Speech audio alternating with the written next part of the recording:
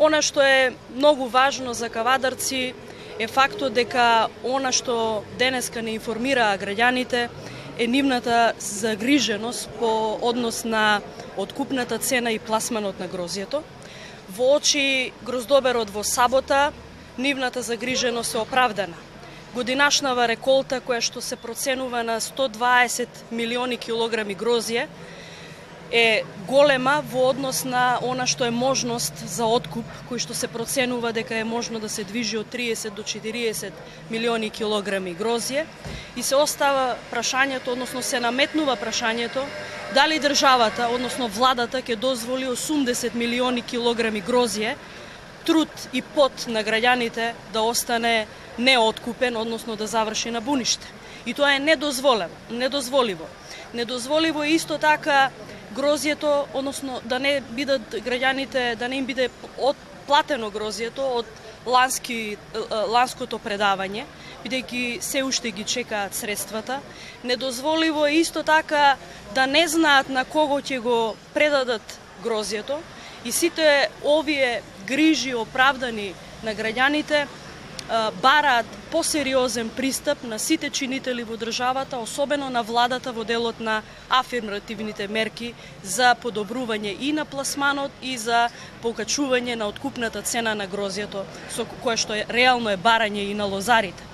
Како што сум информирана, откупната цена е иста како ланската, 13 денари за картошијата и за смедеревката 11 денари, и се добива општиот впечаток дека сите пофалби и фалби на Груевски и на владата во однос на субвенционирањето и на земјоделието и на лозарството се само празни зборови во очи на овие реални проблеми со кои што се соочуваат граѓаните и кои што бараат неминовно решавање.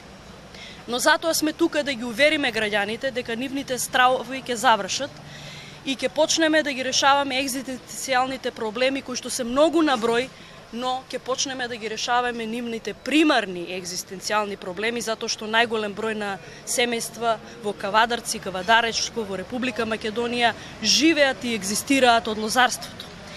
Државата ќе мора да биде гарантор за пласманот и откупот на земјоделските производи, вклучително и на грозјето.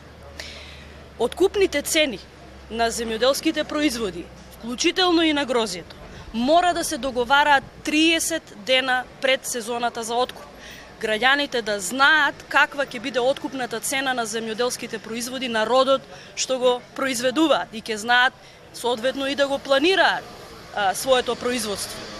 Исто така, ќе ги субвенционираме земјоделските производи со по 20% зголемена субвенција за секој вложена инвестиција по хектар. Што значи не само што ќе ги задржиме сумите за субвенционирање, напротив ќе ги зголемиме за 20%, за да го зголемиме и мотивот на граѓаните да вложуваат во производството и да не стравуваат за откупот и за нивниот пласман. Субвенциите ќе мора земјоделците и лозарите да ги добиваат тогаш кога им се најпотребни, кога вложуваат во производството, кога вложуваат во репроматеријалите, кога вложуваат во сите оние ресурси кои што им се потребни за да го добијат родот и производството. А тоа е, ќе мора да ги добиваат секој март во тековната година. Средствата од предаденото грозје, предадените земјоделски производи, по закон мора да се исплаќаат 6 месеци по предадениот производ.